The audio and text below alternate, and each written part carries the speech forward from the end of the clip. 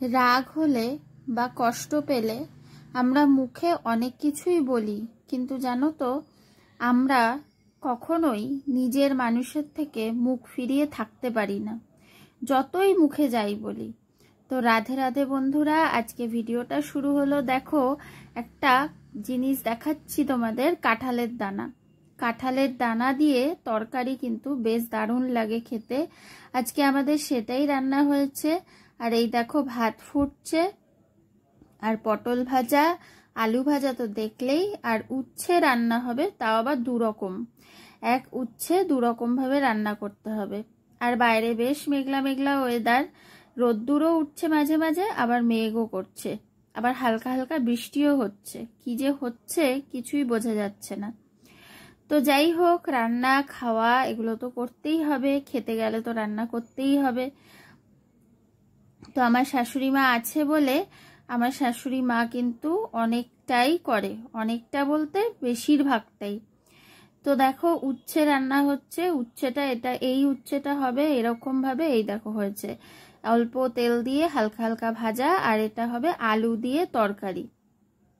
তো দুরকম ভাবে এক উচ্ছেই রান্না হচ্ছে।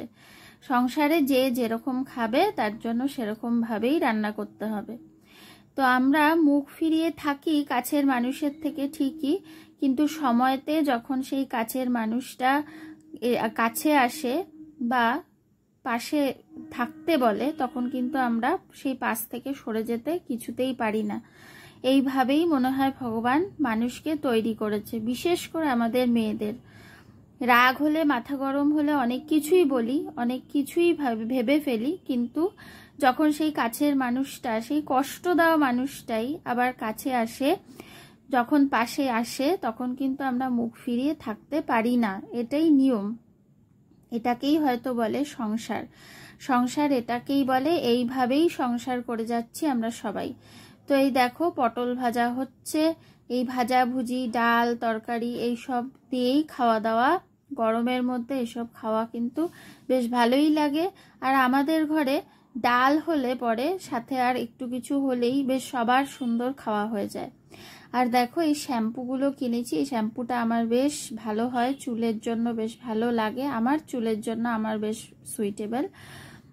আর এই দেখো গোপাল কি সুন্দর সেজে গুজে কি সুন্দর করে বসেছে। গরম তো প্রচুর, গরমের কথা আর কি বলবো, যতই ওই একটু একটু বৃষ্টি হচ্ছে কিন্তু গরম কিছুতেই কমছে না। আজকে সোমবার, আজকে বাবার বার। তো সবার ওপরে বাবার আশীর্বাদ থাকুক, মঙ্গল করুক ঠাকুর, সবার ভালো হোক, এই প্রার্থনাই করি। সংসারে তো সবকিছুই আছে, সুখ দুঃখ সবকিছু নিয়েই জীবন, সবকিছু নিয়েই আমাদের চলতে হবে। তো দেখো মা কি সুন্দর তরকারিগুলো রান্না করেছে, বেশ ভালোই লাগছে দেখতে, খেতেও ভালো হয়েছে। কেমন লাগলো ভিডিওটা অবশ্যই জানিও। টাটা।